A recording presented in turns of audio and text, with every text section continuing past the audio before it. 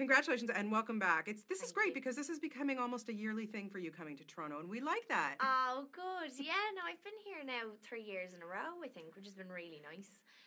It's such a great festival. I mean, I've never actually gotten a chance to look at other films here, but the atmosphere is always great in TIFF.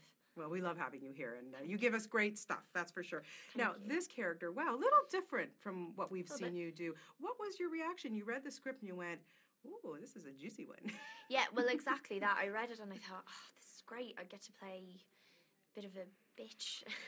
Somebody who's just got a real attitude and isn't very likeable, really, at the start. And obviously there's an arc there. She starts to change as when the war happens, and she's broken down by Eddie and her relationship with him and everything. So there was somewhere to go with that, which I was really excited about. And also just Kevin as well. Kevin's so brilliant. He's so great, and really wanted to work with him, and was very excited about the idea that maybe this could happen. So. Yeah, and what I found really cool about this film is that for the most part it's just teenagers and kids. I know. What was that like, it. Saoirse, being on set? And it's a heavy duty, topic here. So what was it like to work all you young folk together? It was like going to summer camp for 2.5 months. I mean, when we got into all of the war stuff, and when Harley and I, Piper and Daisy, are on the run, obviously it was a little bit more intense, and everyone was a bit more tired, and that was near the end of the shoot and stuff, which was probably good.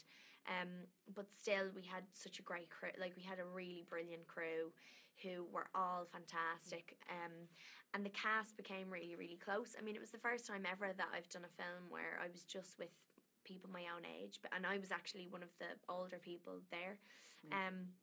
It's the first time for actually myself and George. We both said that we've always been the young people on set, and all of a sudden now we're kind of taking care of all the little ones, But we loved it. I mean, we'd basically just mess about, and the dynamic between all of us that you see on screen is what it was actually like for all of us. So basically, I mean, Franz would just kind of let the camera roll and see what happened.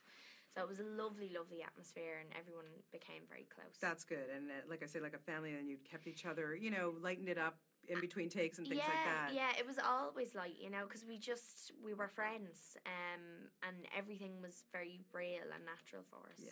So. In the beginning, of course, Daisy she's kind of out of her element, right? Because she's going somewhere, she's like, I don't know these people, I'm going to be bitchy and da-da-da. I can't even imagine, because you really, truly are one of the nicest people I always interview. But have you ever been in a situation where you've kind of gone somewhere and you feel kind of out of your element, and it's a scary thing? Yeah, it is. It's intimidating. It's really intimidating. Yeah, I mean, when you go to a place and you don't know anyone, I've had that a lot,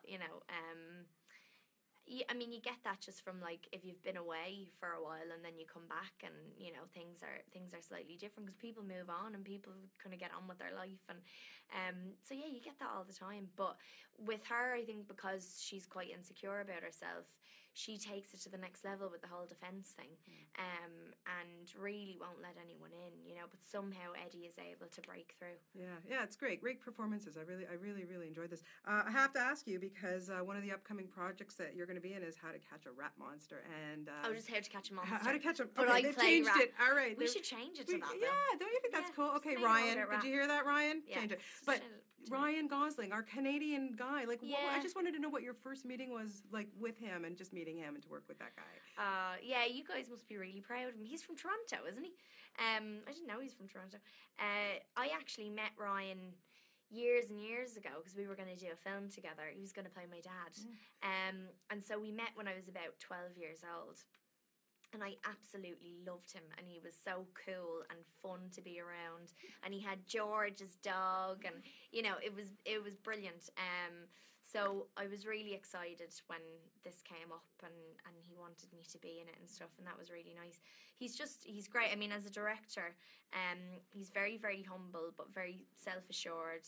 He was kind of certain of what the heart of this story was going to be, yet every single day we would improvise, and we would change things, and we would discover new things about the story.